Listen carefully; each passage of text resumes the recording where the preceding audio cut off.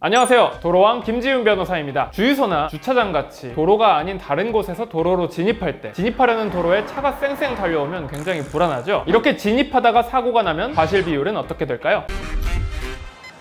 먼저 상황 설정부터 보겠습니다. A차량은 중앙선이 설치된 도로를 따라 정상 직진 중이고요. B차량은 A차량 진행 방향 도로의 오른쪽, 도로가 아닌 곳에서 도로로 진입합니다. 보통 주유소를 다녀오거나 식당 주차장에서 나올 때 이런 상황을 겪게 되죠. 사안에 따라 다르게 판단될 수 있겠지만 보통 보험사나 판례에서는 A와 B의 과실 비율을 20대 80 정도로 봅니다. 그러니까 기본 과실을 보면 도로에 진입하려는 차의 과실이 80%라는 것입니다. 왜 그런지 관련 규정부터 보겠습니다. 도로교통법 제18조 제3항 보면 차마의 운전자는 길가의 건물이나 주차장 등에서 도로로 들어갈 때 일단 정지한 후에 안전한지 확인하면서 서행해야 한다라는 규정이 있습니다. A는 정상적으로 진행 중이었기 때문에 B가 도로교통법상 규정을 지키지 않고 부주의하게 끼어들다가 사고를 일으켰다면 과실이 더 큰 건 당연하겠죠. 하지만 A도 전방 주시 의무가 있다고 보아서 일부 과실을 인정하는 것입니다. 하지만 이런 비율은 절대적인 것은 아닙니다. 예를 들어서 B가 차로에 진입하려고 하는데 바로 진입한 게 아니고 차량 앞부분을 살짝 내밀고 기다리다가 진입을 했다고 칩시다. 그러니까 쉽게 말해서 고개를 살짝 빼꼼 내밀고 주변 상황을 보다가 서서히 들어간 건데요. 그러면 A도 직진하다가 B 차량에 고개를 내민 것을 보고 저 차가 들어오겠구나 의심을 할 수 있다는 것이죠. 이럴 때는 전방 주시 의무를 다했다면 사고를 피하거나 서행할 수도 있었을 것입니다. 그래서 이런 경우에는 B의 과실 비율이 10% 정도 감산될 수도 있습니다. 자, 이런 유형의 실제 판례들을 몇 개 볼까요? 먼저 100대 0인 판례도 있습니다. 이때는 B차가 도로에 진입하려고 할 때 A차가 그 지점을 거의 다 지나갔습니다. 그래서 B차는 A차의 옆구리 부분을 받은 것이죠. 이럴 때 판례는 B차의 과실이 현저하다고 받고 과실 비율이 100대 0으로 산정되었습니다. 두 번째로는 이런 판례도 있습니다. 주유소에서 도로 2차로로 출차를 하던 B차량, 그리고 때마침